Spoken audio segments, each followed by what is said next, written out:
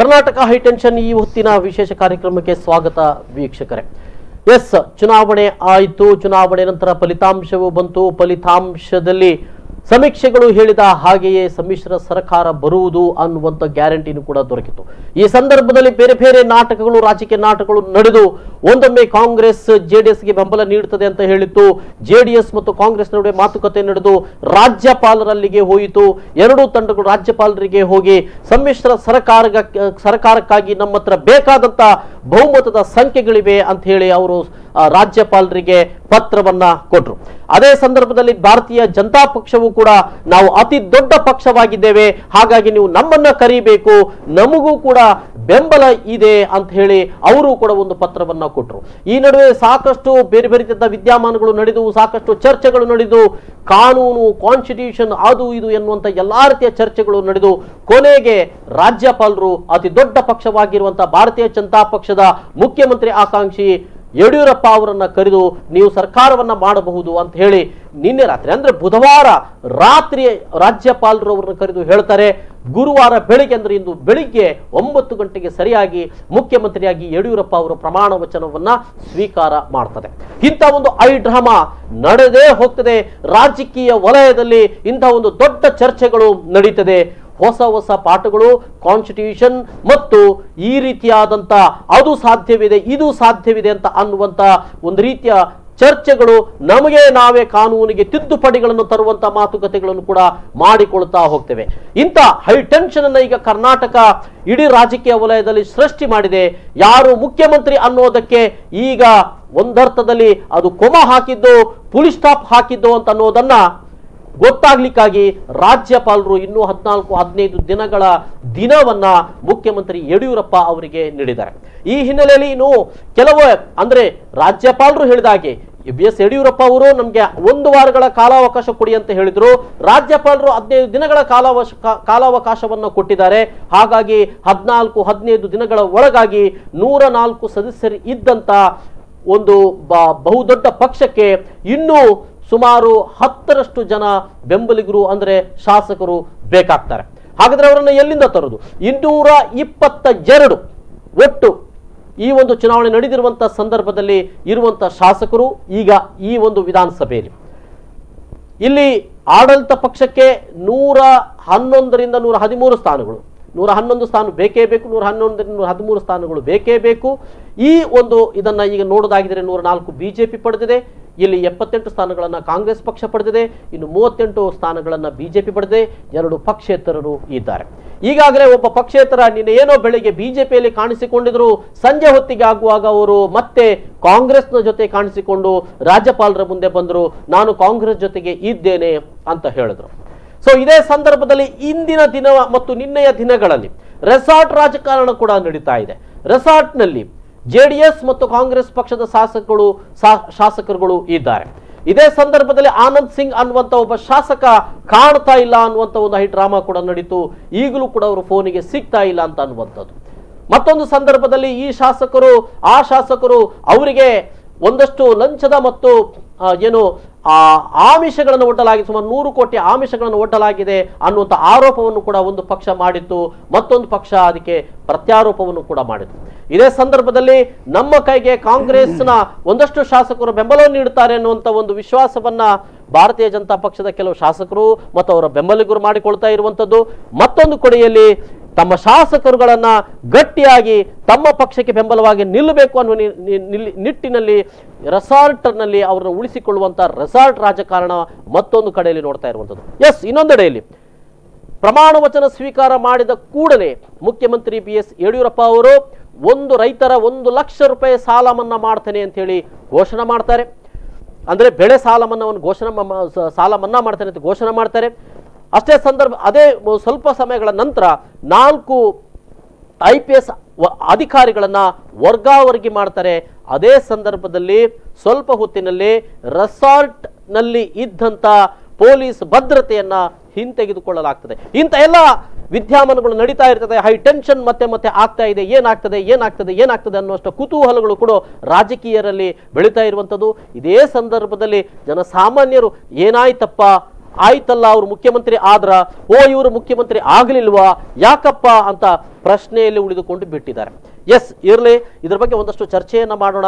ಯಾಕೆ, ಮುಂದೆ ಏನು, ಹೇಗೆ ಅನ್ನೋದರ ಬಗ್ಗೆಗೆ ನಮ್ಮ ಸಾಂವಿಧಾನಿಕವಾದಂಥದ್ದು, ಕಾನೂನಿನ ಆಧಾರದಲ್ಲಿ ಆಗಿರುವಂಥದ್ದು, ನಾವು ಯಾವ ರೀತಿ ಚಿಂತನೆ ಮಾಡಬೇಕಾಗಿದೆ ಅಂತ ಅನ್ನುವಂಥದ್ದು, ಕರ್ನಾಟಕದ ಅಭಿವೃದ್ಧಿ ಮತ್ತು ಕರ್ನಾಟಕದ ಒಂದು ಜನಪರವಾದಂಥ ನಿಲುವುಗಳು ಏನಾಗಿರಬೇಕು ಅಂತ ಅನ್ನೋದರ ಬಗೆಗೆ ನಮ್ಮ ರಾಜಕೀಯ ವಿಶ್ಲೇಷಕರು ಮತ್ತು ಸಂವಿಧಾನ ತಜ್ಞರುಗಳು ಏನು ಹೇಳ್ತಾರೆ ಅನ್ನೋದನ್ನ ಇವತ್ತು ಕಾದು ನೋಡಬೇಕಾಗ್ತದೆ. ನಾಳೆ ಸುಪ್ರೀಂ ಕೋರ್ಟ್ ಏನು ತೀರ್ಪನ್ನು ನೀಡ್ತದೆ ಅದರ ಮೇಲೆ ಇಡೀ ಒಂದು ಕರ್ನಾಟಕದ ರಾಜಕಾರಣ ನಿಂತಿದೆ ಅಂತ ಅನ್ನೋದನ್ನ ಹೇಳಬೇಕಾಗಿದೆ. ನನ್ನ ಜೊತೆಗೆ ರಾಜಕೀಯ ವಿಶ್ಲೇಷಕರಾದಂಥ MG ಹೆಗಡೆ ಅವರಿದ್ದಾರೆ. ಸರ್, ಕಾರ್ಯಕ್ರಮಕ್ಕೆ ಸ್ವಾಗತ. ಸರ್, ಒಟ್ಟು ನೋಡಿದ್ರಿ ಏನಾಗ್ತಾ ಇದೆ ಅಂತ ಅನ್ನೋದ್ರ ಬಗ್ಗೆ ಏನು ಹೇಳಿ? ಇದು ಬಹುಶಃ ಟಿವಿಯಲ್ಲಿ ಬರೋ ಪುಟ್ಟಗೌರಿ ಮದುವೆ ಧಾರಾವಾಹಿ ಆಗ್ತದ ಅಂತ ಅಂದ್ರೆ ಆ ರೀತಿಯ ಅಂದ್ರೆ ನಮಗೆ ಎಲ್ಲ ಸೀರಿಯಲ್ಗಳನ್ನ ಅದು ಇದು ಎಲ್ಲ ಬದಿಗೊತ್ತಿ, ಹೌದು ಇದೇ ಸೀರಿಯಲ್. ಹಾಗಾಗಿ ಇದು ಫುಲ್ ಸ್ಟಾಪ್ ಅಂತೂ ಅಲ್ಲ, ಇದು ಕೊಮ. ಯಡಿಯೂರಪ್ಪನವರು ಮುಖ್ಯಮಂತ್ರಿ ಆಗಿದ್ದಾರೆ ಹೇಳೋದಂತೂ ಸತ್ಯ, ಆದರೆ ಅದು ಕೊಮ ಹೇಳೋದು ಯಾಕೆಂತಂದರೆ ಸುಪ್ರೀಂ ಕೋರ್ಟ್ನಲ್ಲಿ ಈಗ ಅದು ಹೋಗಿದೆ. ಜೊತೆಗೆ ಅವರು ಬಹುಮತವನ್ನು ಸಾಬೀತುಪಡಿಸಬೇಕು. ಇದರ ಜೊತೆಗೆ ಈ ಗೊಂದಲಗಳು ಬಿಹಾರ, ಗೋವಾ, ಅಸ್ಸಾಂ, ಮಣಿಪುರ್ ಈ 4-5 ಸ್ಟೇಟ್ಗಳಲ್ಲಿ BJP ಗವರ್ನರ್ಗಳು ತೆಗೆದುಕೊಂಡಂಥ ನಿರ್ಣಯಗಳು ಇದಕ್ಕೆ ತದ್ವಿರುದ್ಧವಾದಂಥ ಕರ್ನಾಟಕಕ್ಕೆ ತದ್ವಿರುದ್ಧವಾದ ನಿಲುವುಗಳನ್ನು ಅಲ್ಲಿ ತಗೊಂಡಿದ್ದಾರೆ. ಅಂದರೆ ಗೋವಾದಲ್ಲಿ ಹೈಯೆಸ್ಟ್ ಇರೋದು ಕಾಂಗ್ರೆಸ್, ಮೇಘಾಲಯದಲ್ಲಿ BJP ಇರೋದು 2 ಸೀಟು. ಅಂಥದ್ರಲ್ಲಿ ಹೋಗಿ ಕೊಟ್ಟು ಅಲ್ಲಿ ಈಗ ಏನಂತಂದರೆ ಪ್ರಾಯಶಃ ಕಾಂಗ್ರೆಸ್ ಸರ್ಕಾರ ಮಾಡಿದ ಇಂದಿರಾ ಗಾಂಧಿಯ ಸಂದರ್ಭದಲ್ಲಿ ಬೇರೆ ಬೇರೆ ಪಕ್ಷಗಳ ಸರ್ಕಾರಕ್ಕೆ ತೊಂದರೆ ಕೊಡೋದು, ಕಿತ್ತೊಗೆಯೋದು, ಈ ಒಂದು ಪರಂಪರೆ ಅವರು ಮಾಡಿದ್ದಾರೆ. ಅದರೊಳಗೇನು ಇತಿಹಾಸದಲ್ಲಿ ದಾಖಲಾದ ವಿಷಯಗಳೇ. ನನಗನ್ನಿಸೋದು BJP ಕೂಡ ಪ್ರಜಾಪ್ರಭುತ್ವದ ಸಂಸ್ಥೆಗಳನ್ನು, ವ್ಯವಸ್ಥೆಗಳನ್ನು ಮತ್ತು ಸಂಕೇತಗಳನ್ನು ಕಾಂಗ್ರೆಸ್ನವರು ಕೊಂಡೋದ ರೀತಿಯಲ್ಲೇ ಕೊಂಡೋಗ್ತಾರೆ ಅಂತ ಆದರೆ ಈ ದೇಶಕ್ಕೆ ಭವಿಷ್ಯ ಇಲ್ಲ. ಅವರು ಮಾಡುವ ತಪ್ಪನ್ನೇ ನಾವು ಮಾಡ್ತೇವೆ ಅಂತ ಇವರು ಪ್ರತಿಪಾದನೆ ಮಾಡೋದು, ಡಿಪೆಂಡ್ ಮಾಡೋದು ಈ ದೇಶದ ಪ್ರಜಾಪ್ರಭುತ್ವ ವ್ಯವಸ್ಥೆಗೆ ದೊಡ್ಡ ಹೊಡೆತ. ನಾವೇನು ಜನ ನಿರೀಕ್ಷೆ ಮಾಡ್ತಾರೆ ಅಂದರೆ ಒಂದು ಪಕ್ಷವನ್ನು ತೆಗಿಲಿಕ್ಕೆ ಅದೇ ಕಾರಣಗಳಾಗಿರ್ತದೆ. ಪ್ರಜಾಪ್ರಭುತ್ವ ವಿರೋಧಿ ಸಂಗತಿಗಳಿರ್ಬೋದು, ಅಥವಾ ಅವರು ಮಾಡತಕ್ಕಂಥ ತಪ್ಪುಗಳನ್ನು ನೆಲೆಗಟ್ಟಿನಲ್ಲೇ ಜನ ಅವರನ್ನು ತಿರಸ್ಕಾರ ಮಾಡಿ ನಿಮ್ಮನ್ನು ತಂದು ಕೂತ್ಕೊಳಿಸ್ತಾರೆ. ನೀವು ಮಾಡುವ ಪ್ರತಿಯೊಂದು ತಪ್ಪಿಗೂ ಅವರ ತಪ್ಪನ್ನೇ ಉದಾಹರಣೆಯನ್ನು ಕೊಟ್ಟುಕೊಂಡು ನೀವು ಮತ್ತೆ ಮತ್ತೆ ತಪ್ಪುಗಳನ್ನೇ ಮಾಡ್ತಾನೆ ಹೋಗ್ತೀರಿ ಅಂತ ಆದರೆ ನಾವು ಮೂಕ ವೀಕ್ಷಕರಾಗಿ ಜನ ನೋಡಬೇಕಾದಂಥ ಪರಿಸ್ಥಿತಿ ನಿರ್ಮಾಣ ಆಗ್ತದೆ. ಆದರೆ ಯಾವುದೂ ಕೂಡ ಭಾರತದ ಇದು ಪ್ರಜಾಪ್ರಭುತ್ವದಲ್ಲಿ ಶಾಶ್ವತ ಅಲ್ಲ. ಈ ದೇಶದಲ್ಲಿ ಇಂದಿರಾ ಗಾಂಧಿಯಿಂದ ಹಿಡಿದು ನರಸಿಂಹರಾವ್, ಮನಮೋಹನ್ ಸಿಂಗ್, ವಾಜಪೇಯಿವರೆಗೆ, ರಾಜೀವ್ ಗಾಂಧಿಯನ್ನು ಸೇರಿಸಿ ಎಲ್ಲರನ್ನೂ ತೆಗೆದು ಬಿಸಾಡಿದೆ ಇಲ್ಲಿಯ ವ್ಯವಸ್ಥೆ. ಯಾವುದೂ ಕೂಡ ಇದೆಲ್ಲವೂ ತಾತ್ಕಾಲಿಕ. ನಾವು ಯಾವುದನ್ನು ಕೂಡ ಪರ್ಮನೆಂಟ್ ಆಗಿ ಈ ದೇಶವನ್ನು 25 ವರ್ಷ ಆಡಳಿತ ಮಾಡ್ತೇನೆ ಹೇಳುವಂಥದ್ದೆಲ್ಲ ಗಿಮಿಕ್ಸ್, ಅದೆಲ್ಲ ಹೋಗೋ ಕೆಲಸವೇ ಅಲ್ಲ. ಈಗ ನಮ್ಮ ಎದುರಿಗಿರ್ತಕ್ಕಂಥ ಪ್ರಶ್ನೆ, BJPಯವರು ದೇಶದ ಮತ್ತು ಕರ್ನಾಟಕದ ಜನತೆಗೆ ಸ್ಪಷ್ಟಪಡಿಸಬೇಕಾಗ್ತದೆ. ಗೋವಾದಲ್ಲಿ ನೀವು ತೆಗೆದುಕೊಂಡ ನಿರ್ಣಯಕ್ಕೂ ಇಲ್ಲಿಗೂ ಏನು ವ್ಯತ್ಯಾಸ ಅಂತ ಅಲ್ವಾ? ಮೇಘಾಲಯದಲ್ಲಿ 2 ಜನ ಇಟ್ಟುಕೊಂಡು ನೀವು ಗವರ್ನರ್ ಅವರದ್ದೇ ಹೀಗೆ ಹೇಳಿದ ಕೂಡಲೇ ಅವರು ಕೂಡ ಉತ್ತರ ನನಗೆ ಗೊತ್ತಿದೆ, ನಿಮಗೂ ಗೊತ್ತಿದೆ. ಕಾಂಗ್ರೆಸ್ನವರು ಮಾಡಿದ ತಪ್ಪನ್ನು ಡಿಪೆಂಡ್ ಆಗಿರ್ತಾರೆ. ಸಮಸ್ಯೆ ಏನಾಗಿದೆ ಅಂದರೆ ನಮ್ಮ ದೇಶದ ರಾಜಕೀಯದಲ್ಲಿ ಬದಲಾವಣೆಗಳ ಗಾಳಿ ಬೀಸಬೇಕು ಅಂತ ಬಯಸುವ ಜನರಿಗೆ ಬೇರೆ ಬೇರೆಯವ್ರನ್ನ ತಂದಾಗ ಅವರು ಹಳೆಯ ತಲೆಮಾರಿನ ತಪ್ಪುಗಳನ್ನು ಎದುರಿಗಿಟ್ಟುಕೊಂಡು ತಮ್ಮ ತಪ್ಪುಗಳನ್ನು ರಕ್ಷಣಾತ್ಮಕವಾಗಿ ಪ್ಲೇ ಮಾಡ್ತಾರೆ. ಇದು ನಮಗೆ ಸಮಸ್ಯೆ ಆಗಿರುತ್ತೆ. ಅಲ್ಲ, ಇಲ್ಲಿ ಸಮಸ್ಯೆ ಇಲ್ಲಿಗೆ ನಾವು ನೋಡಬೇಕಾದ್ರೆ ಕರ್ನಾಟಕದ ಪ್ರಕರಣಕ್ಕೆ ಸಂಬಂಧಪಟ್ಟ ಹಾಗೆ ರಾಜ್ಯಪಾಲರು ಅತಿ ದೊಡ್ಡ ಪಕ್ಷವನ್ನ ಕರೀತಾರೆ.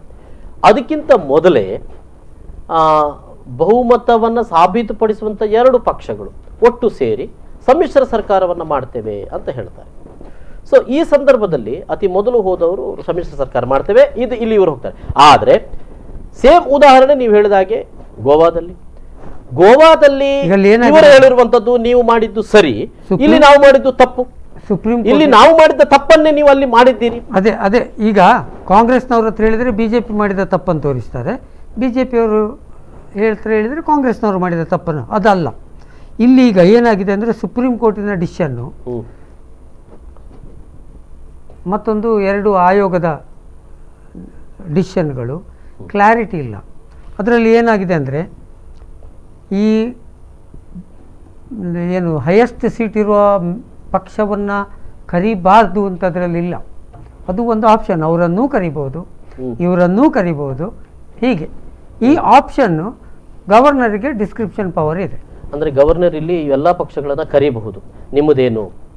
ಹೌದು, ಅಲ್ವೇ? ಕರಿಬಹುದು, ಎಷ್ಟು ಪಕ್ಷ ಕೊಡ್ಬೋದು. ಮತ್ತೆ ಬಹುಮತ ಸಾಬೀತು ವಿಧಾನಸೌಧದಲ್ಲಿ ಆಗಬೇಕು ಅಂತ ಬೊಮ್ಮಾಯಿ ಪ್ರಕರಣದಲ್ಲಿ ತೀರ್ಪು ಬಂದೇನೆ ಅಲ್ಲೇ ಆಗಬೇಕು. ಗವರ್ನರ್ ಲೆಕ್ಕ ಮಾಡಲಿಕ್ಕೆ ಆಗೋದಿಲ್ಲ. ಇಲ್ಲಿ ಒಂದು ಸಮಸ್ಯೆ ಉಂಟು. ಈಗ ಏನಾಗಿದೆ ಇಲ್ಲಿ ಅಂತಂದರೆ ಬಿ ಜೆ ಪಿಯವರು ಮತ್ತು ಕಾಂಗ್ರೆಸ್ ಜನತಾದಳದವರು ಈ 2 ಪಕ್ಷಗಳು ನಮ್ಮ ಹತ್ರ ಮೆಜಾರಿಟಿ ಇದೆ, ನಮ್ಮ ಹತ್ರ ಇದನ್ನು ಸತ್ಯ ಅಸತ್ಯ ಆಗೋದು ಯಾವಾಗ? Form of the house. ಇಲ್ಲಿ ಗವರ್ನರ್ ಕೊಟ್ಟದ್ದು ತಪ್ಪಲ್ಲ, ಆದರೆ 15 ದಿವಸ ಕೊಟ್ಟದ್ದು ಉಂಟಲ್ಲ, ಅದು most immoral and unethical decision of the governor. Yes sir, ಇನ್ನಷ್ಟು ಮಾತುಗಳನ್ನು ಆಡಬೇಕು. ಮತ್ತಷ್ಟು ಡೆವಲಪ್ಮೆಂಟ್ಗಳು ನಡೀತಾ ಇರುವುದರ ಬಗ್ಗೆ, ರಾಜಕಾರಣದ ಬಗ್ಗೆ ಇನ್ನಷ್ಟು ಚರ್ಚೆಗಳನ್ನು ಮಾಡ್ತೇವೆ. ಒಂದು ಸಣ್ಣ ಬ್ರೇಕ್ ಬಳಿಕ ಮತ್ತೆ ಬನ್ನಿ.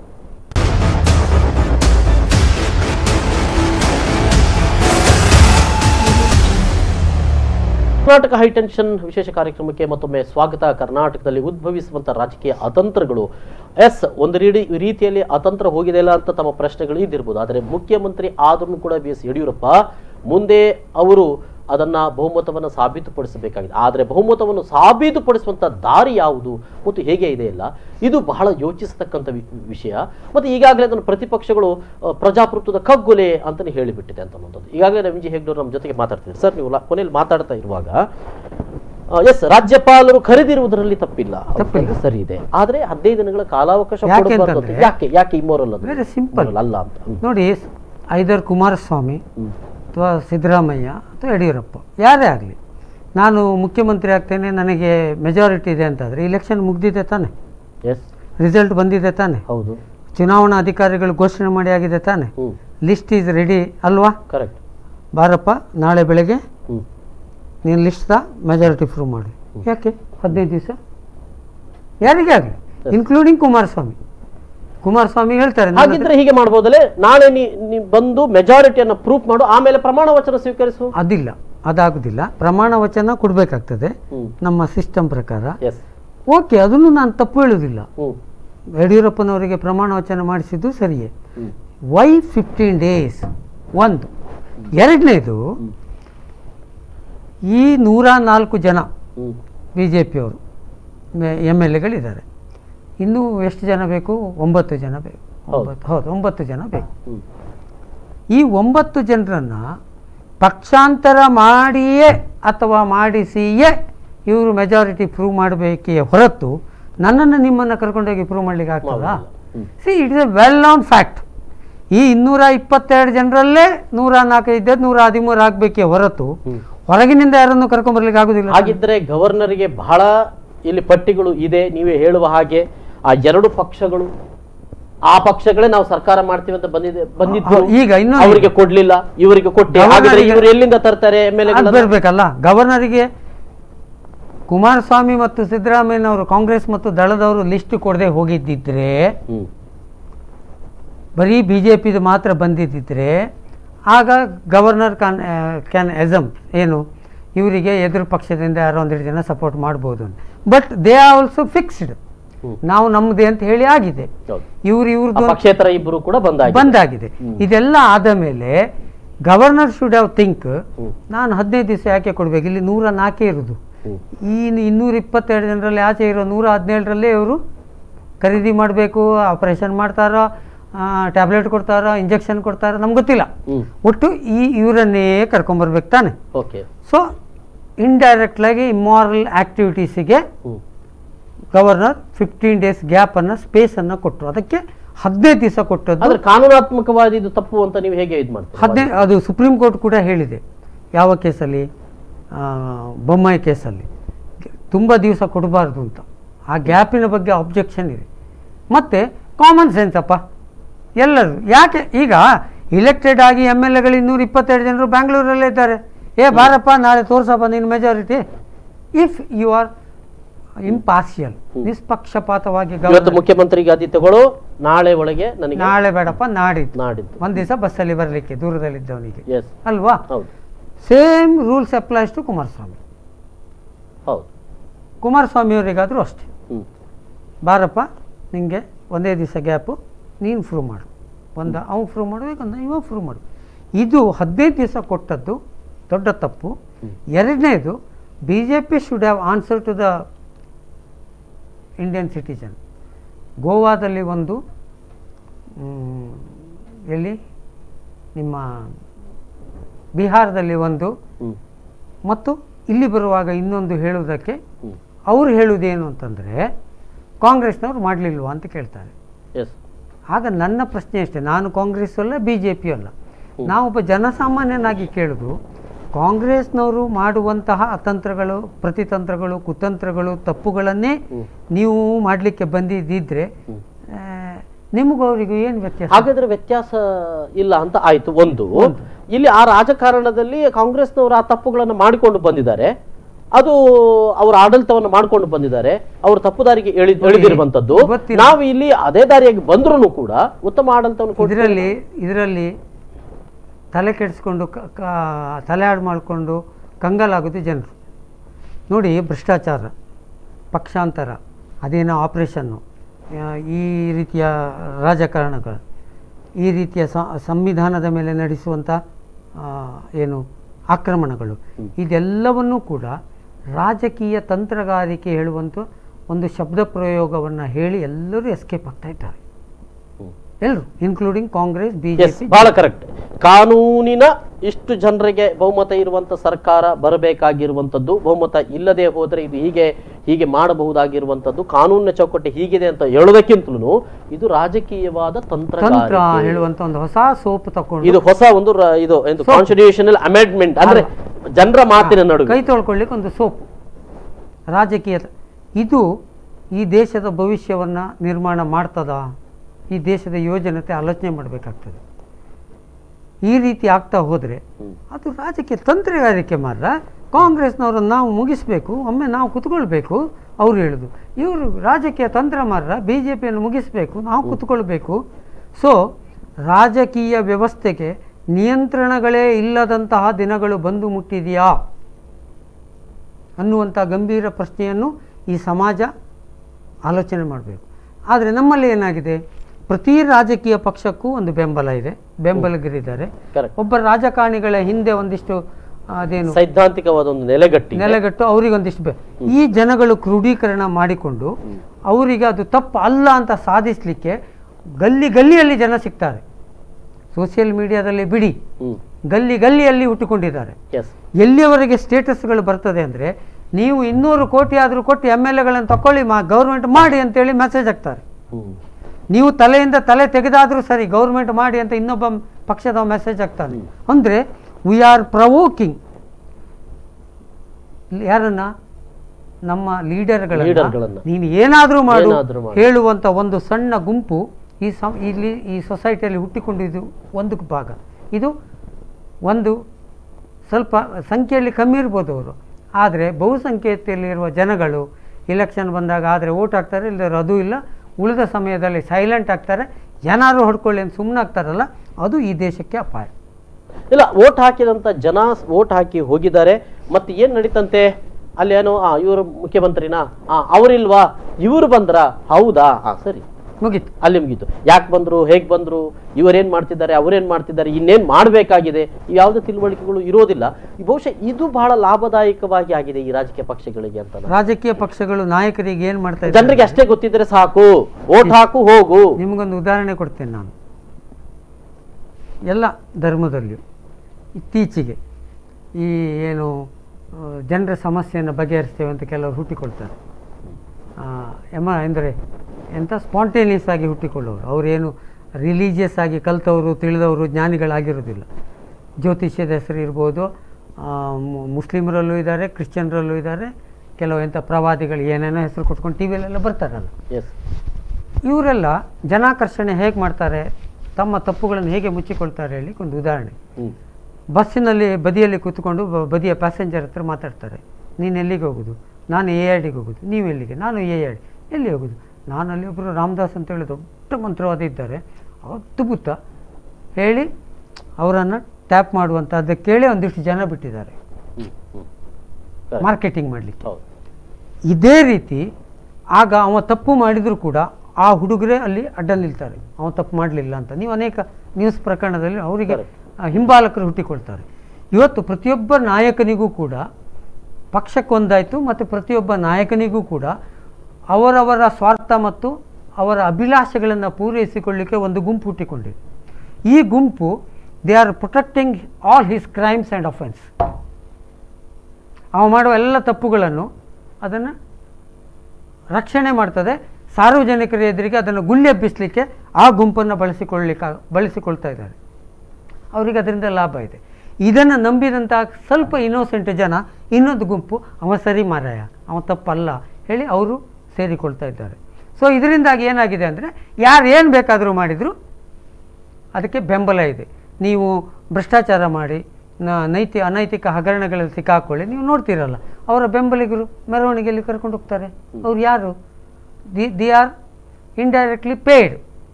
ಅವರಿಗೆ ಅವರದೇ ಆದಂಥ ಕೆಲವು ವ್ಯವಸ್ಥೆಗಳಲ್ಲಿ ಅವರಿಗೆ ಲಾಭ ಇದೆ. ಇದು ಡೆಮೋಕ್ರಸಿಗೆ ಅಪಾಯ ಅಂತ ನಾನು ಹೇಳುದು. Yes sir. ಹಾಗಾದರೆ ಇದು ಎಲ್ಲಿಗೆ ಹೋಗಿ ಮುಟ್ಟುತ್ತದೆ ಈ ರೀತಿಯ ಅಪಾಯಗಳು ಅಂತ ಅನ್ನುವಂಥದ್ದು? ಅವರು ಇವರನ್ನು ತೋರಿಸುದು, ಇವರು ಅವರನ್ನು ತೋರಿಸುದು ಅಂತಿದ್ರೆ ಜನಸಾಮಾನ್ಯವಾದಂಥ ಮತದಾರರು, ಪ್ರಜಾಪ್ರಭುತ್ವ ರಕ್ಷಿಸಬೇಕಾದವರು ಅವರಲ್ವೇ ಅನ್ನುವಂಥ ಪ್ರಶ್ನೆ. ಸಣ್ಣ ಬ್ರೇಕ್ನ ಬಳಿಕ ಮತ್ತೆ ಚರ್ಚೆ ಮುಂದೆ.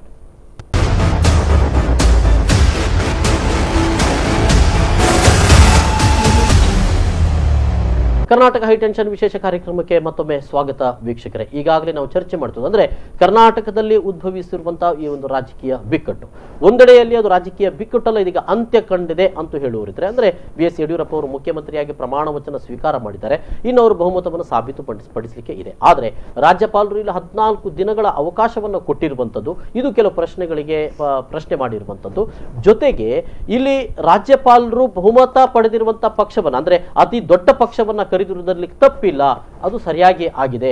ಆದರೆ ಇಲ್ಲಿ 14 ದಿನಗಳ ಒಂದು ಅವಕಾಶವನ್ನು ಕೊಟ್ಟಿರುವಂಥ ಎಷ್ಟು ಸರಿ ಅಂತ ಅನ್ನುವಂಥದ್ದು ಒಂದು ವಾದ ಇರುವಂಥದ್ದು. ಇನ್ನು ಈ ರೀತಿಯಾದಂಥ, ಅಂದರೆ ಈ ಪಕ್ಷಗಳು ವಿವಿಧ ರೀತಿಯ ಕಸರತ್ತುಗಳನ್ನು ಮಾಡಿಕೊಂಡು ತಾನು ಹೇಗಾದರೂ ಮಾಡಿ ಆಡಳಿತಕ್ಕೆ ಬರಬೇಕು ಅಂತ ಅನ್ನುವಂಥದ್ದು, ಇಲ್ಲಿ ತನ್ನದೇ ಆದಂಥ ಕಾನ್ಸ್ಟಿಟ್ಯೂಷನಲ್, ಅಂದರೆ ಕಾನೂನಲ್ಲಿ ಇರುವಂಥ ಬೇರೆ ಬೇರೆ ನಿಯಮಗಳನ್ನು ತಮಗೆ ಬೇಕಾದಂಥ ರೀತಿಯಲ್ಲಿ ಅದನ್ನು ಬಳಸಿಕೊಳ್ತಾ ಹೋದರೆ ಇದು ಎಲ್ಲಿಗೆ ಹೋಗಬಹುದು ನಮ್ಮ ಪ್ರಜಾಪ್ರಭುತ್ವ ಅಂತ ಅನ್ನುವಂಥದ್ದು. ಸೊ ಇಂಥ ಭಾಳ ಚರ್ಚೆಗಳು, ಅಂದರೆ ಸಾಮಾನ್ಯವಾದಂಥ ಮತದಾರರು ಇದ್ರ ಬಗ್ಗೆ ಚರ್ಚೆ ಮಾಡಬೇಕಾಗಿದೆ ಅಲ್ವೇ ಅಂತ ಅನ್ನುವಂಥದ್ದು. ಜೊತೆಗೆ ಬೇರೆ ಬೇರೆ ಕ್ಷೇತ್ರಗಳಿಗೆ, ಗೋವಾದಲ್ಲಿ ಈಗಾಗಲೇ ಅಲ್ಲಿನ ಪ್ರತಿಪಕ್ಷಗಳು, ಅಂದರೆ ಬಹಳ ಮುಖ್ಯವಾಗಿ ಕಾಂಗ್ರೆಸ್ ಅಲ್ಲಿ ಪ್ರತಿಭಟನೆ ಮಾಡಲಿಕ್ಕೆ ಆರಂಭ ಮಾಡಿದೆ, ನಮ್ಮನ್ನು ನೀವು ಕರಿಬೇಕಿತ್ತು ಅಂತ ಅನ್ನುವಂಥದ್ದು. ಓಕೆ, ಅದ್ರ ಬಗ್ಗೆ ನಾವು ಚರ್ಚೆ ಮಾಡಿದ್ರೆ ನಮ್ಮ ಜೊತೆಗೆ ರಾಜಕೀಯ ವಿಶ್ಲೇಷಕ MG ಹೆಗಡೆ ಅವರಿದ್ದಾರೆ. ಸರ್, ಈಗ ಕಾಂಗ್ರೆಸ್ನವರು ಗೋವಾದಲ್ಲಿ ಎಚ್ಚೆತ್ತುಕೊಳ್ಳುವುದಾ ಅಂತ? ಕಾಂಗ್ರೆಸ್ನವರು ಏನು ಹೇಳ್ತಾರೆ, ಯುದ್ಧ ಮುಗಿದ ಮೇಲೆ ಕೋಟೆ ಬಾಗಿಲು ಹಾಕಿದಾಗೆ ಅವರು ಎಲ್ಲ ಮುಗಿದ ಮೇಲೆ ಅವ್ರಿಗೆ ಎಚ್ಚರ ಆಗುತ್ತೆ. ಇಲ್ಲೇ ಹೋದರೆ ಅಲ್ಲಿ ಎಲ್ಲಿಯೂ ಕೂಡ ಅಟ್ಲೀಸ್ಟ್ ಈ ರೀತಿಯಾದಂಥ ಒಂದು ಕಾನ್ಸ್ಟಿಟ್ಯೂಷನಲ್ ಕ್ರೈಸಿಸ್ ತಂದು ಅಲ್ಲಿ ಇಡ್ಬೋದಿತ್ತು. ಅವರು ಕೂಡ ಗೌರ್ಮೆಂಟ್ ಆಗ್ತಿತ್ತೋ ಬಿಡ್ತಿತ್ತೋ, ಬೇರೆ ಒಂದು ಫೈಟ್ ಆಗ್ತಿತ್ತ? ಇಲ್ಲ. ನೋಡಿ, ಗೋವಾದಿಂದ ಪಾಠ ಕಲ್ತದ್ದು ಕರ್ನಾಟಕದ ಕಾಂಗ್ರೆಸ್ಸಿಗರು ಅಂತ. ಕರ್ನಾಟಕದ ಕಾಂಗ್ರೆಸ್ಸಿಗರು ಅಲ್ವಾ? ಅಲ್ಲಿ ಸ್ವಲ್ಪ ನಾವು ಏನು ಅಸಡ್ಡೆ ಮಾಡಿದ್ರಿಂದ ಕೈ ತಪ್ಪಿ ಎಲ್ಲ ಕಡೆ ಅಸಡ್ಡೆ ಮಾಡಿದ್ದವರು. ಈಗ ಹಾಗೆ ನೋಡ್ಲಿಕ್ಕೆ ಹೋದರೆ ಇವರೇನು BJP ಅವರು ಈ ಇಡೀ ದೇಶದ ಮ್ಯಾಪ್ ಬಿಡಿಸಿ ಅದರಲ್ಲಿ ಇಡೀ ದಿಗ್ವಿಜಯ ಕೇಸರಿ ಬಣ್ಣ ಹಾಕ್ತಾ ಹೋಗ್ತಾರೆ ಒಂದೊಂದೇ ಸ್ಟೇಟಿಗೆ. ಈಗೇನ 22 ಸ್ಟೇಟ್ ಆಯಿತು. ಹಾಗೆ ನೋಡ್ಲಿಕ್ಕೆ ಹೋದರೆ 2 ಸೀಟು, 13 ಸೀಟು, 14 ಸೀಟು BJP ಗೆದ್ದದಷ್ಟೇ. ಅದನ್ನು ಕೇಸರಿಮಯ ಸಂಪೂರ್ಣ ಅಂತೇಳಿ ನಮಗೆ ಅನ್ನಿಸೋದಿಲ್ಲ. ಆದರೂ ಅದನ್ನು ಕೌಂಟರ್ ಮಾಡುವಷ್ಟು ಶಕ್ತಿಯನ್ನು ಕಾಂಗ್ರೆಸ್ ಉಳಿಸಿಕೊಂಡಿಲ್ಲ ರಾಜಕೀಯವಾಗಿ. ಕಾಂಗ್ರೆಸ್ ಇವತ್ತು ಕರ್ನಾಟಕದಲ್ಲಿಯೂ ಕೂಡ ತನ್ನದೇ ಆದಂಥ ತಪ್ಪುಗಳಿಂದಾಗಿ BJP ಸೀಟ್ ಬಂದದ್ದು ನನ್ನ ವಾದ. ಒಂದು, ಅಭಿವೃದ್ಧಿ ಕೆಲಸಗಳನ್ನು ನಮ್ಮ ದಕ್ಷಿಣ ಕನ್ನಡ ಜಿಲ್ಲೆಯ ಶಾಸಕರು ಮಾಡಿದ್ದಾರೆ ಕೆಲವರು. ಏನೂ ಮಾಡಿಲ್ಲ ಹೇಳಿ ಹೇಳಲಿಕ್ಕೆ ಆಗೋದಿಲ್ಲ. ಹೌದು. ಗುಟ್ಟಿನಲ್ಲಿ ಬಿ ಜೆ ಪಿಯವರು ಅದನ್ನ ಒಪ್ಪುತ್ತಾರೆ. ಸಮಸ್ಯೆ ಏನು ಅಂದರೆ ಸಾಮಾಜಿಕ ಸಮಸ್ಯೆಗಳು ಉಲ್ಬಣಗೊಂಡಾಗ, ಭಾವನಾತ್ಮಕ ಸಮಸ್ಯೆಗಳು ಉಲ್ಬಣಗೊಂಡಾಗ ಅದನ್ನು ನಿಯಂತ್ರಿಸುವ ಮತ್ತು ವಿರೋಧ ಪಕ್ಷಗಳು ಅದನ್ನು ಎನ್ಕ್ಯಾಶ್ ಮಾಡಿಕೊಳ್ಳದ ರೀತಿಯಲ್ಲಿ ಕಾಂಗ್ರೆಸ್ ಇದು ಯಾವ ಚಟುವಟಿಕೆಯೂ ಇಲ್ಲ. ಮತ್ತು ಅಧಿಕ ಪ್ರಸಂಗವೇ ಕೆಲವು ವಿಷಯದಲ್ಲಿ. ಈಗ ನಾನು ನೇರ ಹೇಳುದು, ಏನು ಹೇಳಬಾರ್ದಿತ್ತೋ ಅದನ್ನು ಹೇಳಿ ಯಾಕೆ ಬೇಕ್ರಿ ಅಲ್ಲಾಹನ ಕೃಪೆ ಅಂತ ಯಾಕೆ ಹೇಳಬೇಕಪ್ಪ ನಾಯಕ? ಎಲ್ಲ ಜನರು ಒಂದೇ ಅಪ್ಪ, ದೇವರದೇ ಹೇಳಿದರೆ ಮುಗಿದು ಹೋಗಿರೋದು. ಆ ಕಲ್ಲಡ್ಕದ ಶಾಲೆ ಪ್ರಕರಣ, ಇಂಥದ್ದನ್ನೆಲ್ಲ ಮೈಮೇಲೆ ಹಾಕೊಳ್ತಾ ಬಂದರು. ಲಿಂಗಾಯತು ಮತ್ತು ವೀರಶೈವ ಇವತ್ತಿನ ಮನವಿಯಲ್ಲ ಅದು.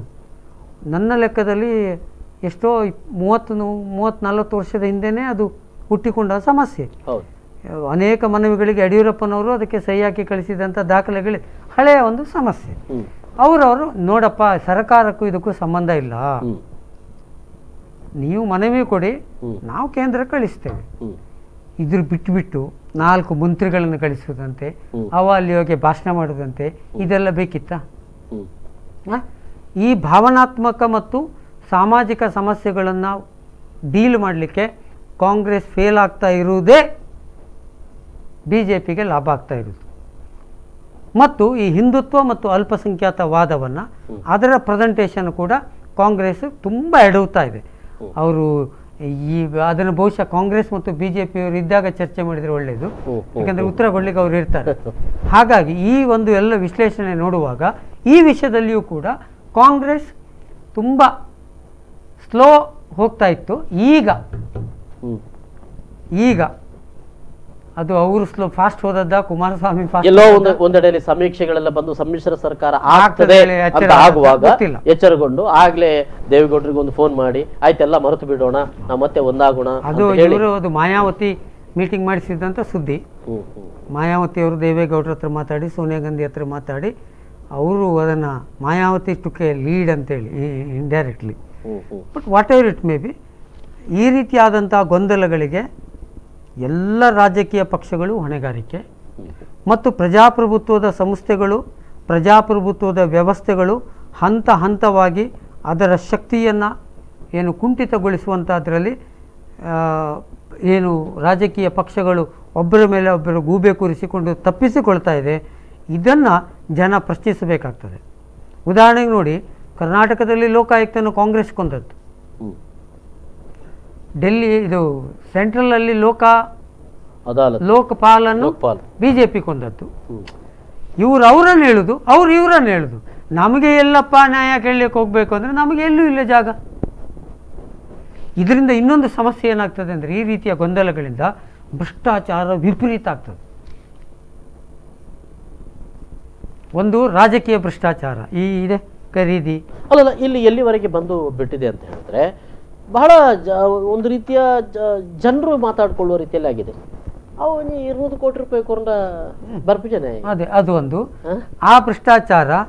ಏನದು ಅಂಗಡಿಯಲ್ಲಿ ಸಾಮಾನು ತರೋದು, ಹಾಗೆ ಅದು ಕೂಡ ಎಷ್ಟು ಅಂತ ಹೇಳಿದ್ರೆ 200 ಕೋಟಿ ಅಂತ ಹೇಳಿದ್ರೆ ಅದು 1 ಕೋಟಿ ಬಿಡಿ, ಒಂದು ತನ್ನ ಸಂಬಳ ಮಾಡಿನೂ ಕೂಡ ಒಂದು ವರ್ಷಕ್ಕೆ 2 ಲಕ್ಷ ಕೂಡ ಆಗದೆ ಇರುವಂತ ಜನ ಇವತ್ತು ಅವರೆಲ್ಲೋ ಏನೋ ಮಾಡ್ತಾ ಇದ್ದಾರೆ ಅಂತ ಹೇಳಿದ್ರೆ 100 ಕೋಟಿ 200 ಕೋಟಿ ಮಾತಾಡುವಾಗ ಅವು 200 ಕೋಟಿ ಪತಂಬರಡಿ ಅಂತ ಹೇಳ್ತಾರೆ. ಈ ಪರಿಸ್ಥಿತಿಗೆ ಅದು ಈ ಸರ್ಕಾರಿ ಅಧಿಕಾರಿಗಳಲ್ಲಿ ಲಂಚ ವ್ಯವಸ್ಥೆಯನ್ನು ಮತ್ತಷ್ಟು ಗಟ್ಟಿಗೊಳಿಸ್ತದೆ. ಯಾಕೆಂದರೆ ಅದೆಲ್ಲ ಚೈನ್ ಸಿಸ್ಟಮ್. ಅದು ಎಲ್ಲಿಂದಾದರೂ ಉತ್ಪಾದನೆ ಆಗ್ಬೇಕು ತಾನೆ. ಒಬ್ಬ ಮಂತ್ರಿ ಆದವ ಸ್ಟಾರ್ಟ್ ಮಾಡ್ತಾನೆ, ಶಾಸಕ ಆದವ ಸ್ಟಾರ್ಟ್ ಮಾಡ್ತಾನೆ ಆ ಲಿಂಕನ್ನು. ನಿಮ್ಮ ಸ್ಟುಡಿಯೋದಲ್ಲೇ ನಾನೊಮ್ಮೆ ಹೇಳಿದ್ದೆ, ರೆವಿನ್ಯೂ ಡಿಪಾರ್ಟ್ಮೆಂಟಲ್ಲಿ ಒಬ್ಬ ಗ್ರಾಮ ಲೆಕ್ಕಿಗ ತಹಶೀಲ್ದಾರಿಗೆ ಎಷ್ಟು ಕೊಡಬೇಕು, ತಹಶೀಲ್ದಾರು ಡೆಪ್ಯೂಟಿ ಇದು ಅಸಿಸ್ಟೆಂಟ್ ಕಮಿಷನರ್, ಇದು ಸಿಸ್ಟಮ್ ಇದೆ. ಆರ್ ಟಿ ಓದಲ್ಲೂ ಇದೆ. ಇದೆಲ್ಲವೂ ಜಾಸ್ತಿ ಆಗುತ್ತಾ ಹೋಗುತ್ತೆ. ಜೊತೆಗೆ ನಿಮಗೆ ಈ ರೀತಿಯಾದಂಥ ಪರಿಸ್ಥಿತಿ ನಿರ್ಮಾಣ ಆದರೆ ಬಡವರು ಮತ್ತು ಜನಸಾಮಾನ್ಯರ ಕಷ್ಟ ಸುಖಗಳನ್ನು ಕೇಳಲಿಕ್ಕೆ ಯಾರೂ ಇರುವುದಿಲ್ಲ, ಅವರಿಗೆ ಸಮಯವೂ ಇರುವುದಿಲ್ಲ. ಅದಕ್ಕೆ ಆದ್ಯತೆಗಳೇ ಕಮ್ಮಿ ಆಗ್ತಾ ಹೋಗುತ್ತೆ. ಜನಸಾಮಾನ್ಯರ ಸಮಸ್ಯೆಗಳನ್ನು ಕೇಳುವವರಿಗೆ ಯಾರು ಹೇಳುವ ಪ್ರಶ್ನೆ ಮತ್ತು ಈ ರೀತಿಯಾದಂಥ ಹೊಲಸು ರಾಜಕಾರಣದಲ್ಲಿ ಪಾಪದವರ ಸಮಸ್ಯೆ ಕೇಳಲಿ ಆದ್ಯತೆಯೇ ಕಮ್ಮಿಯಾಗಿ ಹೋಗುತ್ತೆ. ಇವತ್ತಿಗೂ ಮಂಗಳೂರಿನಲ್ಲಿ ಮಹಾನಗರ ಪಾಲಿಕೆ ಇರ್ಬೋದು, ಮೂಡಾ ಇರ್ಬೋದು, ನಾನೊಂದು ಪ್ರೆಸ್ ಮೀಟ್ ಮಾಡ್ತೇನೆ, ಯಾವ ಸರ್ಕಾರ ಬೇಕಾದರೂ ಬರಲಿ. ಒಂದು ಮನೆ ಕಟ್ಟಲಿಕ್ಕೆ ಹೋದರೆ ಏನೇನು ಸಮಸ್ಯೆ ಇದೆ ಅಂತ ಸ್ವ ಅನುಭವ ನಾನು ನಿಮಗೆ ಅದನ್ನು ಪ್ರೆಸ್ ಕಾನ್ಫರೆನ್ಸಲ್ಲಿ ಕೊಡ್ತೇನೆ, ಡೀಟೇಲ್ಸನ್ನು. 10 ಸೆನ್ಸಿನ ಒಳಗಿರ್ತಕ್ಕಂಥ ಮನೆ ಕಟ್ಟುವ ಸುಸ್ತೊಡೆದೋಗ್ತಾನೆ. ಒಂದೇ ಒಂದು ಜಾಗದ ನಕ್ಷೆ ರಾಮದಾಸರೇ, ನೀವು ಮನೆ ಕಟ್ಟುವಾಗ 4 ಸಾರಿ ಮಾಡಿಸ್ಬೇಕು. ನೀವು ಜಾಗ ರಿಜಿಸ್ಟ್ರೇಷನಿಗೆ ಒಂದು ನಕ್ಷೆ ಮಾಡಿಸ್ಬೇಕು, ಅವನೇ ಬಂದು ಮಾಡೋದು. ಆಮೇಲೆ ಅದೇನೋ ಜಾಗ ಬಿಟ್ಟು ಕೊಡಬೇಕು ಹೇಳಿ ಉಂಟು, ಅದಕ್ಕೆ ಅವನೇ ಬಂದು ಮಾಡೋದು, ಬೇರೆ ನಕ್ಷೆ ಕೊಡಬೇಕು. ಆಮೇಲೆ ಇದಕ್ಕೆ ಭೂ ಪರಿವರ್ತನೆ ಇದ್ದರೆ ಅದಕ್ಕೆ ಅವನೇ ಬಂದು ಮಾಡೋದು, ಬೇರೆ ನಕ್ಷೆ ಕೊಡಬೇಕು. ಮೂಡಾಕಿ ಹೋಗ್ತದೆ, ಮೂಡಾಕಿ ಹೋದರೂ ಅದು ಬೇರೆ ನಕ್ಷೆ ಆಗಬೇಕು. ಪ್ರತಿ ನಕ್ಷೆಗೂ 2,000 ಕೊಡಬೇಕು. ನನ್ನ ಹತ್ರ ಇದೆ, ಡೀಟೇಲ್ಸ್ ಇದೆ, ನಾನು ಎಕ್ಸ್ಪೋಸ್ ಮಾಡ್ತೇನೆ ಅದನ್ನು. ಮೂಡಾದಿಂದ ಒಬ್ಬ ಹೊರಗಡೆ ಕೂತ್ಕೊಂಡಿರುವ ಏನದಕ್ಕೋಸ್ಕರ ಕೆಲಸ ಮಾಡ್ತಾರೆ ಏಜೆಂಟ್ ಥರ, ಅವರನ್ನು ನಾನು ಬೈಯೋದಿಲ್ಲ, ಯಾಕೆಂದರೆ ಅವರಿಂದಾಗೆ ಪಬ್ಲಿಕ್ಕಿಗೆ ಸ್ವಲ್ಪ ಹೆಲ್ಪ್ ಆಗೋದು. ಅವ ಚೀಟಿ ಕೊಡ್ತಾನೆ, ಕಮಿಷನರಿಗೆ ಎಷ್ಟು ಕೊಡಬೇಕು, ಮೂಡಾದ ಅಧ್ಯಕ್ಷರಿಗೆ ಎಷ್ಟು ಕೊಡಬೇಕು, ಇದಿದೆ. ಇದು ಈ ವ್ಯವಸ್ಥೆಗಳ ಬಗ್ಗೆ ಚರ್ಚೆ ಆಗೋದು ಯಾವಾಗ? ಇವತ್ತಿಗೂ ರೇಷನ್ ಕಾರ್ಡ್ ಸಿಗದವರು ಇದ್ದಾರೆ, ಇವತ್ತಿಗೂ ಮನೆಯಲ್ಲಿ ಊಟಕ್ಕಿಲ್ಲದವರು ಇದ್ದಾರೆ, ಬೀದಿ ಬದಿಯಲ್ಲಿ ಅನಾಥರಾಗಂತ ಲಕ್ಷಾಂತರ ಜನ ಬೆಂಗಳೂರು ಮಂಗಳೂರು ಬೀದಿಗಳಲ್ಲಿ ಬಿದ್ದುಕೊಂಡವರು ಇದ್ದಾರೆ, ರೈತರ ಸಮಸ್ಯೆ ಇದೆ ಅಲ್ವಾ? ಈ ಸಮಸ್ಯೆಗಳಿಗೆ ಈ ದೇಶದಲ್ಲಿ ಅಥವಾ ರಾಜ್ಯದ ರಾಜಕಾರಣದಲ್ಲಿ ಜನರು, ಜನನಾಯಕರ ಹಿಂಬಾಲಕರು, ಅವರಿಗೆ ಬಕೆಟ್ ಹಿಡಿಯೋರು ಅಥವಾ ಅವರಿಗೆ ಏನು ಭಕ್ತಿ ಶ್ರದ್ಧೆಯಿಂದ ಪೂಜೆ, ಈ ಸಮಸ್ಯೆಗಳ ಬಗ್ಗೆ ಚರ್ಚೆ ಮಾಡೋದು ಯಾವಾಗ ಹೇಳುವಂಥದ್ದು ಕೂಡ ಇವತ್ತು ಪ್ರಶ್ನೆ ಮೂಡ್ತದೆ. ಅದಕ್ಕೆ ಅವಕಾಶವೇ ಇಲ್ಲ. ಎಲ್ಲಿ ನೋಡಿದ್ರೆ ಇದೇ ಚರ್ಚೆ. ಸೊ ಇದು ಎಲ್ಲಿಂದ ಬರ್ತದೆ ಅಂತ ಹೇಳಿದ್ರೆ, ಚುನಾವಣೆಯ ಸಂದರ್ಭದಲ್ಲಿ ಈ ರೀತಿಯಾದಂಥ ಅಭ್ಯರ್ಥಿಯನ್ನ ಆಯ್ಕೆ ಮಾಡುವುದರ ಜೊತೆಗೂ, ಅಂದ್ರೆ ಸಾಮಾಜಿಕವಾಗಿ ತೊಡಗಿಸಿಕೊಂಡ ಒಬ್ಬ ಅಭ್ಯರ್ಥಿ ಅಲ್ಲಿ ನಗಣ್ಯ ಆಗಿ ಬಿಡ್ತಾನೆ.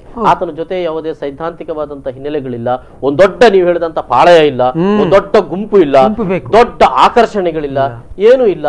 ಅವನು ಪಾಪ 1,500 2,000 ಮತಗಳನ್ನು ಸೋಲ್ತಾನೆ. ಕೊನೆಗೆ ನಿನಗೆ ಓಟೇ ಬೇಡ, ಈ ಚುನಾವಣೆ ನಿಲ್ಲುವುದೇ ಬೇಡಪ್ಪ ಅಂತ ಹೇಳಿ ಅವನು ಈ ಸಾಮಾಜಿಕ ಕಾರ್ಯಗಳನ್ನು ನಾನು ಯಾಕೆ ಮಾಡಬೇಕು? ಅದ್ರ ಜೊತೆಗೆ ಈ ದೇಶವನ್ನ 70 ವರ್ಷ ಆಡಳಿತ ಮಾಡಿದ ಕೀರ್ತಿ ಹೊಂದಿರತಕ್ಕಂಥ ಕಾಂಗ್ರೆಸ್ ಒಂದು ರಾಜಕೀಯ ಪಕ್ಷವಾಗಿ ರಾಷ್ಟ್ರದ ಹಿತಾಸಕ್ತಿಯಿಂದ ಇಂತಹ ತಪ್ಪು ನಿರ್ಣಯಗಳನ್ನು, ಸಂವಿಧಾನದ ಮೇಲೆ ದಾಳಿಯನ್ನು ನಿಲ್ಲಿಸುವುದನ್ನು ಮಾಡುವುದನ್ನು ಅವರು ಪ್ರಜ್ಞಾಪೂರ್ವಕವಾಗಿ ಕಮ್ಮಿ ಮಾಡಬೇಕು.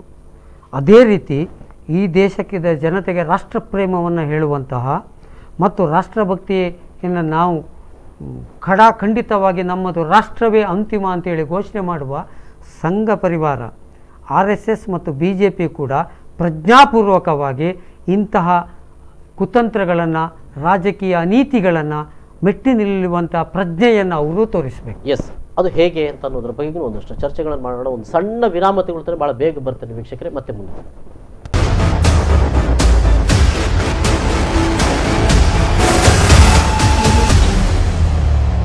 ಕರ್ನಾಟಕ ಹೈಟೆನ್ಷನ್ ವಿಶೇಷ ಕಾರ್ಯಕ್ರಮಕ್ಕೆ ಮತ್ತೊಮ್ಮೆ ಸ್ವಾಗತ. ನಾವೀಗಾಗಲೇ ಚರ್ಚೆ ಮಾಡ್ತಾ ಇದ್ದೀವಿ, ಅಂದ್ರೆ ಈಗ ಕರ್ನಾಟಕ ಉದ್ಭವಿಸಿರುವಂಥ ಸಮಸ್ಯೆಗಳೇನಿರ್ತವೆ, ಒಂದು ಪಕ್ಷ ಒಂದು ರೀತಿಯಲ್ಲಿ ನೋಡ್ತದೆ, ಮತ್ತೊಂದು ಪಕ್ಷ ಇನ್ನೊಂದು ರೀತಿಯಲ್ಲಿ ನೋಡ್ತದೆ. ಆದರೆ ಜನಸಾಮಾನ್ಯ ನೋಡುವಂಥ ದೃಷ್ಟಿಕೋನಗಳು ಇಲ್ಲಿ ಏನಾಗಿರಬೇಕು?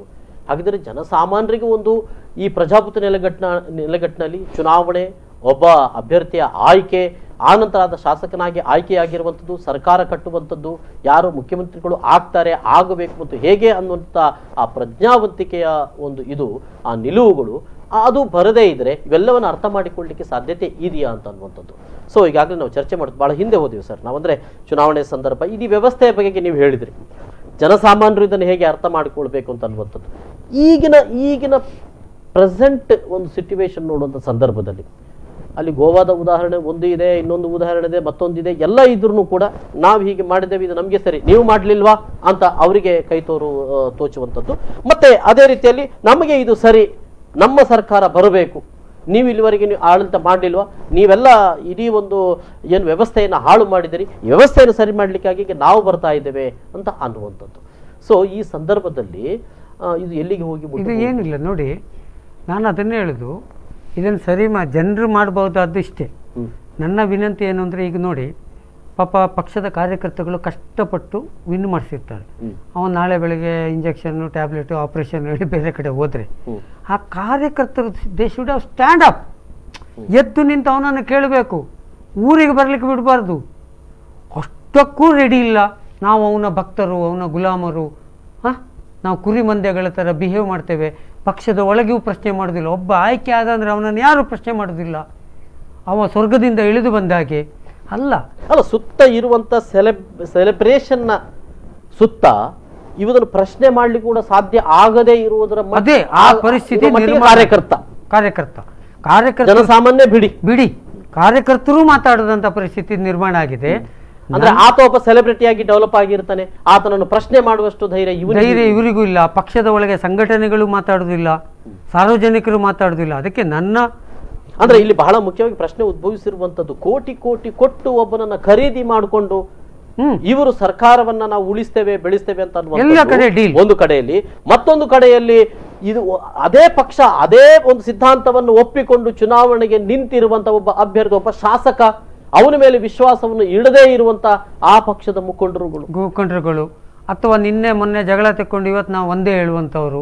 ಎಸ್, ಈಗ ನೋಡಿ, ಜನತಾದಳ ಕಾಂಗ್ರೆಸ್ ಕಾರ್ಯಕರ್ತರು ಹೊಡ್ಕೊಂಡಿಲ್ವ ಬೀದಿಯಲ್ಲಿ? ಎಸ್, ಖಂಡಿತ. ಆ ಕಾರ್ಯಕರ್ತರ ಗತಿ ಏನು? ಈಗ ಅವರು ಒಂದಾದ್ರು, ಈಗ ನಾಳೆ ಬಿಜೆಪಿ ಜನತಾದಳ ಒಂದಾದ್ರೂ ಇದೇ ಪ್ರಶ್ನೆ. ಸೊ ನಾನು ಹೇಳೋದು, ಜನರು ಪ್ರಜ್ಞಾವಂತ ನಾವು ಮಾಡ್ಬೋದಾದ್ದು ಇಷ್ಟೇ, ಪ್ರಶ್ನಿಸುವುದನ್ನು ನಾವು ಕಲ್ತ್ಕೊಳ್ಬೇಕು. ರಾಜಕೀಯ ವ್ಯವಸ್ಥೆ ಹೇಳುವಂಥದ್ದು ಪ್ರಜಾಪ್ರಭುತ್ವದ ಒಂದು ಭಾಗ. ಅದರಲ್ಲಿ ಜನಪ್ರತಿನಿಧಿಗಳು ಹೇಳುವಂಥದ್ದು ಕೂಡ ಈ ದೇಶದ ಆಡಳಿತ ಮಾಡಲಿಕ್ಕೆ ನಾವು ಒಂದು ಆಯ್ಕೆ ಮಾಡುವ ಒಬ್ಬ ವ್ಯಕ್ತಿ ಅಷ್ಟೇ. ಅದನ್ನು ಆ ವ್ಯಕ್ತಿಯನ್ನಾಗಿ ಅವನಿಗೆ ಗೌರವ ಕೊಡುವ, ಅವನ ಸ್ಥಾನಕ್ಕೂ ಮರ್ಯಾದೆ ಕೊಡುವ. ಆದರೆ ಅವನನ್ನು ಪ್ರಶ್ನಿಸುವುದೇ ಇಲ್ಲ ಹೇಳುವಂಥ ಮನಸ್ಥಿತಿಗೆ ಜನರು ತಲುಪಬಾರ್ದು. ಪ್ರಶ್ನಿಸುವುದನ್ನು ಕಲಿಬೇಕು, ಚರ್ಚೆಗಳಾಗಬೇಕು ನಿಷ್ಪಕ್ಷಪಾತವಾಗಿ. ನೀವು ಬಿ ಜೆ ಪಿಗೆ ಸಪೋರ್ಟ್ ಮಾಡಿ, ನಂದೇನು ಅಬ್ಜೆಕ್ಷನ್ ಇಲ್ಲ. ನೀವು ಕಾಂಗ್ರೆಸ್ಸಿಗೆ ಸಪೋರ್ಟ್ ಮಾಡಿ, ಕೆಲಸ ಮಾಡಿ, ನಾನು ಅದನ್ನು ಬೇಡ ಹೇಳೋದಿಲ್ಲ. That the beauty of the democracy, ಅದು ಇರಬೇಕು. ಆದರೆ ನಾವು ಏನಾದರೂ ನಾವು ಕೇಳೋದಿಲ್ಲ, ಅದೇ ಸರಿ ಹೇಳುವಂಥ ಒಂದು ಹುಂಬತನ, ಮೊಂಡುತನ, ಬಂಡೆತನದಲ್ಲಿ ನಾವೆಲ್ಲರೂ ಸೇರಿಕೊಂಡ್ರೆ ಇವತ್ತು ವೃದ್ಧಾಶ್ರಮಗಳು ಜಾಸ್ತಿ ಆಗ್ತಾಯಿದೆ, ಸಾಮಾಜಿಕ ಸಮಸ್ಯೆಗಳಿದೆ.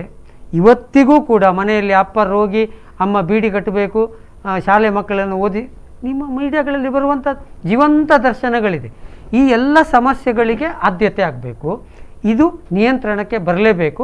ಅದು ಬರಬೇಕು ಅಂತಾದರೆ ಖಂಡಿತವಾಗಿಯೂ ಜನರು ಮತ್ತು ಎಲ್ಲ ಪಕ್ಷದ ಕಾರ್ಯಕರ್ತರು, ದುಡಿಯುವ ಕಾರ್ಯಕರ್ತರು ದಯಮಾಡಿ ಸ್ವಾಭಿಮಾನದಿಂದ ನಿಮ್ಮ ನಾಯಕರನ್ನು ಪ್ರಶ್ನೆ ಮಾಡೋದು ಕಲ್ತುಕೊಳ್ಳಿ ಅನ್ನೋದು ನನ್ನ ಅಭಿಮತ. ಇಲ್ಲಿ ಈಗ ಉದ್ಭವಿಸಿರುವಂಥ ಒಂದಷ್ಟು ಸಮಸ್ಯೆಗಳು, ಗೋವಾದಲ್ಲಿ ಕಾಂಗ್ರೆಸ್ಸಿಗೆ ಪ್ರತಿಭಟನೆ ನಡೆಸ್ತಾ ಇದೆ, ಸಾಧ್ಯ ಉಂಟಾ ಮತ್ತೆ ರಾಜ್ಯಪಾಲರು ಕರೀಲಿಕ್ಕೆ? ನೋಡಿ, ಈಗ ಅವರು ಸುಪ್ರೀಂ ಕೋರ್ಟಿಗೆ ಹೋಗ್ತಾರೆ ಅಂತ, ಯಾಕೆ ಹೋಗಬಾರ್ದು? ಅದಕ್ಕೆ ನಾನು ಹೇಳುದು, ಈ ದೇಶದ ಸಂವಿಧಾನದಲ್ಲಿ ಸುಪ್ರೀಂ ಕೋರ್ಟ್ ಈ ವಿಷಯವನ್ನು ಕ್ಲಾರಿಫೈ ಮಾಡೋದು ಒಳ್ಳೆಯದು ಅಂತ. ಸುಪ್ರೀಂ ಕೋರ್ಟೇ ಮಾಡಬೇಕು. ಇವರು ಕಾನೂನಂತೂ ತರುವುದಿಲ್ಲ, ಕಾನೂನು ತರೋದು ಇವರು ತರುವುದಿಲ್ಲ. ಒಂದು ಸ್ಪಷ್ಟತೆ ಇರಲಿದೆ. ಬಹುಮತ ಇಲ್ಲದಿದ್ರೆ ಯಾರಿಗೆ ಅಲ್ಲ, ಇಲ್ಲಿ ಪ್ರಶ್ನೆ ಉದ್ಭವಿಸೋದು ಸರಿಯೇ. ಅಂದ್ರೆ ಎರಡೂ ಕಡೆಯಲ್ಲಿ ಅವಕಾಶ ಇದೆ. ಅಂದ್ರೆ ಬಹುಮತ ಪಡೆದಿರುವಂತಹ ಪಕ್ಷವನ್ನು ಕರಿಬೇಕಾದ್ರೆ ಬಹುಮತ ಇಲ್ಲ ಅಂತ ಆದಾಗ ಅತಿ ಹೆಚ್ಚು ಸ್ಥಾನವನ್ನು ಪಡೆದಿರುವವರು ಅಥವಾ ನಾವು ಸಮ್ಮಿಶ್ರ ಯಾರನ್ನು ಕರಿಬೇಕು, ಮೊದಲ ಇದು ಹೇಳ್ಬೇಕಾ ಸುಪ್ರೀಂ ಕೋರ್ಟ್? ಸುಪ್ರೀಂ ಕೋರ್ಟ್ ಯಾರನ್ನು ಮೊದಲು ಕರಿ? ಹೌದು, ಕ್ಲಾರಿಟಿ ಇಲ್ಲ ಅಲ್ಲಿ. ಇವತ್ತಿನವರೆಗಿನ ಡಿಸಿಷನ್ಗಳಲ್ಲಿ ದೇರ್ ಇಸ್ ನೋ ಕ್ಲಾರಿಟಿ. ಅದಾದರೆ ಇದಾದರೆ ಹೀಗೆ ಆಗಲ್ಲ. ಒಂದು ಪಕ್ಷಕ್ಕಿದ್ರೆ ಹೀಗೆ, ಇನ್ನೊಂದು ಪಕ್ಷಕ್ಕಿದ್ರೆ ಹೀಗೆ, ಈ ರೀತಿಯೇ ಆಗಬೇಕು ಹೇಳೋ ಒಂದು ಚೌಕಟ್ಟು. ಜೊತೆಗೆ ಚುನಾವಣೆಯಾಗಿ 2 ವರ್ಷದವರೆಗೆ ಯಾರೂ ಕೂಡ ಪಕ್ಷಾಂತರ ಮಾಡಲಿಕ್ಕಿಲ್ಲ ಕನಿಷ್ಠ. ಅದೊಂದು ನೀತಿ ನಿಯಮ ಬರಬೇಕಲ್ಲ, ಎಲ್ಲೂ ಇಲ್ಲ ಅದು. ಅವರು ಅದನ್ನು ಓದ್ತಾನೆ ಆ ಲಾಯರು, ಈ ಲಾಯರ್ ಇದನ್ನು ಓದ್ತಾನೆ. ಇದು ಹೀಗೇ ನಡೀತಾ ಇರ್ತದೆ. ನೀವು ಹೇಳಿ, ಪ್ರತಿವಾದಗಳು ಆಗ್ತಾನೆ ಇರ್ತದೆ. ಜನರು ನಾವು ಸ್ಪಷ್ಟವಾದಂತ ನಿಲುವನ್ನ ಕೊಡಬೇಕಾಗಿದೆ. ಜನರಿಗೆ ಏನು ಟಿವಿ ಉಂಟು, ಟಿವಿ ನೋಡಿಕೊಂಡು ಮಾತಾಡಿಕೊಂಡು ನಾವು ಕುತ್ಕೋಬೇಕು. ಸೊ ಹಾಗಾದ್ರೆ ಆ ನಿಲುವನ್ನ ತೆಗೆದುಕೊಂಡಂತ ಹಿನ್ನೆಲೆಯಲ್ಲಿ ಈಗ ಕರ್ನಾಟಕ ಮೇಲೆ ಕೂಡ ಪರಿಣಾಮ ಇಡೀ ದೇಶದಲ್ಲಿ ಆಗ್ತದೆ. ಇದು ಡಿಸಿಷನ್ ಇಡೀ ದೇಶದ supreme court has to give a such a judgement. It has to be president for all in future. ಇದು ಮುಂದಿನ ಭವಿಷ್ಯಕ್ಕೆ ದಾರಿ ದೀಪ ಆಗಬೇಕು. ಅದು ಸುಪ್ರೀಂ ಕೋರ್ಟ್ ಸ್ಪಷ್ಟ ಹೇಳಬೇಕು. ಒಂದು ವೇಳೆ ಸುಪ್ರೀಂ ಕೋರ್ಟ್ ಇಲ್ಲ, ಯಾರಿಗೆ ಅತ್ಯಧಿಕ ಸ್ಥಾನಗಳು ಬಂದಿದೆ, ಈಗ ಕರ್ನಾಟಕದ ಪರವಾಗಿ ಅದು ನಿಲ್ಲಬೇಕು ಅಂತ ಆದಾಗ ಅಲ್ಲಿ ಗೋವಾವನ್ನ ಬಿಡಬೇಕಾಗ್ತದೆ, ಸಿಕ್ಕಿಮನ್ನ ಬಿಡಬೇಕಾಗ್ತದೆ, ಈಶಾನ್ಯ ಕರ್ನಾಟಕ ಭಾರತದ ಕೆಲವು ರಾಜ್ಯಗಳನ್ನ ಯಾರಿಗೆ ಹೆಚ್ಚು ಸೀಟು ಬಂದಿದೆ ಅವ್ರಿಗೆ ಕೊಡ್ಬೇಕು ಅಂತ ಹಾಗೆ ಒಂದು ವೇಳೆ ಹಾಗೆ ಬಂದ್ರೆ ಅಲ್ಲ, ಹಾಗೆ ಆಗ್ಲಿಕ್ಕೆ ಸಾಧ್ಯವಿಲ್ಲ. ಯಾಕಂದ್ರೆ ಬಹುಮತವನ್ನ ಕೊಡ್ಲೇಬೇಕು. ಬಹುಮತ ಅಲ್ಲ ಹೇಳಿರೋದು ಅತಿ ಹೆಚ್ಚು ಸಂಖ್ಯೆಯನ್ನು ಪಡೆದಿರುವಂತ ಒಂದು ಪಕ್ಷಕ್ಕೆ ಆಡಳಿತವನ್ನು ಕೊಟ್ಟಿದ್ದ ಕರ್ನಾಟಕದ ಪರವಾಗಿ ಅದು ಬರ್ತದೆ. ಹೌದು, ಯಡಿಯೂರಪ್ಪ ಅವರಿಗೆ ಬರ್ತದೆ. ಬಹುಮತ ಸಾಬೀತು ಮಾಡ್ಲೇಬೇಕು. ಹೌದು, ಬಹುಮತ ಸಾಬೀತು ಮಾಡಬೇಕು. ಅದು ಎಷ್ಟು ದಿನಗಳು, 15 ದಿನಗಳನ್ನು ಅದು ಇನ್ನೊಂದು ದಾರಿಯನ್ನು ಮಾಡಲಿ ಅಂತ ಹೇಳಿದ್ ನಾನು. ಈ ಗೊಂದಲಗಳು ಮುಗಿಬೇಕಲ್ಲ. ಸಾರ್ವಜನಿಕರಿಗೆ, ನಾಗರಿಕರಿಗೆ ಇವರು ದುಡಿಲಿಕ್ಕೆ ಅಂತ ಇವರನ್ನು ಆಯ್ಕೆ ಮಾಡಿದ್ದು, ಈ ಗಲಾಟೆ ಮಾಡಿಕೊಂಡು ಸಾಯ್ಲಿಕ್ಕೆ. ಈಗ ಗೋವಾದ ಬಗ್ಗೆ ಹಾಗಾದ್ರೆ ಏನು ಒಂದು ಡಿಸಿಷನ್ ಆಗ್ಲಿ ಅಂತ ಹೇಳಿದ್ ನಾನು. ಅಲ್ಲಿಗೊಂದು ಇತ್ಯರ್ಥ ಆಯ್ತಲ್ಲ. ಮುಂದೆ ಇವತ್ತಿದು ಸರ್ಕಾರವನ್ನು ಅಲ್ಲಿ ವಜಾ ಮಾಡ್ಬೇಕಾಗ್ತದೆ. ಆಗ ಆ ಗೊಂದಲಗಳು ಮುಗಿಲಿ. ಓಕೆ, ವಜಾ ಮಾಡಿಕೊಂಡು ಮತ್ತೊಮ್ಮೆ ಮಾಡ್ಲಿ. ಮಾಡಿದ್ದಾರೆ ನಿಮ್ಮ ಮಾಯಾವತಿ ಕೇಸಲ್ಲಿ. ಅದಕ್ಕಿಂತ ಮೊದಲು ತುಂಬಾ ಉಂಟು ಬಿಡಿ. ಉತ್ತರ ಪ್ರದೇಶದಲ್ಲಿ ಆಗಿದೆ. ಸನ್ಮಾನ್ಯ ಅಟಲ್ ಬಿಹಾರಿ ವಾಜಪೇಯಿ ಅವರು ಅವಿಶ್ವಾಸ ಮಂಡನೆ ಆದಾಗ ಅವರು ಬಿಟ್ಟು ಬಂದಿದ್ದಾರೆ. ಎಲ್ಲ ಆಗಿದೆ, ಆಗಲಿ. ನಾನು ಹೇಳುದು ಏನಾದ್ರೂ ಒಂದು ಡಿಸಿಷನ್ ಕೊಡಿ ಈ ದೇಶದ ಜನರಿಗೆ. ಓಕೆ, ನೀವು ಕರ್ನಾಟಕದ ರಿಸಲ್ಟ್ಗೆ ಸಂಬಂಧಪಟ್ಟ ಹಾಗೆ ಈ ಸುಪ್ರೀಂ ಕೋರ್ಟ್ ತೀರ್ಪು ಏನಾಗಿರುತ್ತೋ ಅಂತ ಗೊತ್ತಿಲ್ಲ, ಇಲ್ಲಿ ಏನಾಗಬಹುದು ಅಂತ ಹೇಳಿ ನನ್ನ ಲೆಕ್ಕದಲ್ಲಿ ಇವತ್ತಿನ ಟ್ರೆಂಡ್ ನೋಡುವಾಗ ಕಾಂಗ್ರೆಸ್ ಮತ್ತು ಜನತಾದಳ ಸ್ಟಬರ್ನ್ ಆಗಿ ನಿಂತಿದ್ದಾರೆ. ಮತ್ತು ಇಡೀ ದೇಶದಲ್ಲಿ ಬಿಜೆಪಿ ವಿರುದ್ಧದ ಒಂದು ಪಕ್ಷಗಳು, ಶಕ್ತಿಗಳು ಒಂದಾಗಿ ಕಾರ್ಯಾಚರಣೆಗೆ ಇಳಿದಿದೆ. ಇದು ವಿರೋಧಿ ಅಲೆ ಹುಟ್ಟಲಿಕ್ಕೆ ಪ್ರಾರಂಭ ಆಯಿತು.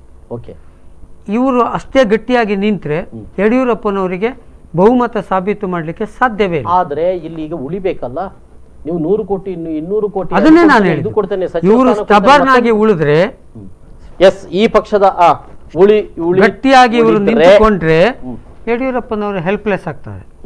ಇವರು ಲೂಸ್ ಆದ್ರೆ ಅಲ್ಲ, ಅದು ಕರೆಕ್ಟ್ ಹೇಳುವ. ಈಗ ಉಳಿದ್ರೆ ಅದರಲ್ಲಿ ಎರಡು ಪ್ರಶ್ನೆ ಇಲ್ಲ, ಅಲ್ಲಿ ಬಹುಮತ ಅವರಿಗೆ ಸಿಗೋದಿಲ್ಲ, ಅವರು ಮತ್ತೆ ರಾಜೀನಾಮೆ ಕೊಟ್ಟು. ಹಾಗಾಗಿ ಇವತ್ತಿನ ಪೊಸಿಷನ್ ನೋಡುವಾಗ ಕಾಂಗ್ರೆಸ್ ಮತ್ತು ಜನತಾದಳ ಗಟ್ಟಿ ನಿಂತಾಗೆ ಕಾಣ್ತದೆ.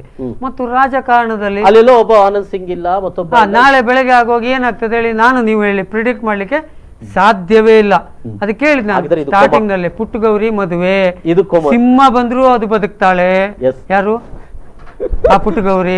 ಇನ್ನೆಲ್ಲೋ ನೀರಿಗೆ ಬಿದ್ರು ಎದ್ದು ಬರ್ತಾಳೆ. ಇದು ಈ ಸೀರಿಯಲ್ಗಳು ಮುಂದುವರಿತದೆ, ಮನೋರಂಜನೆ. ಬಹುಶಃ ನಮ್ಮ ಮನೆಯಲ್ಲಿ ಸೀರಿಯಲ್ ನೋಡ್ತಾರೆ ಹೆಂಗಸರು, ಅದಕ್ಕಿಂತ ಹೆಚ್ಚಿನ ಮನೋರಂಜನೆ ಇದಕ್ಕೆ ಸಿಗುತ್ತದೆ. ಆದ್ರೆ ಭಾರತದ ಪ್ರಜಾಪ್ರಭುತ್ವದ ದುರಂತ.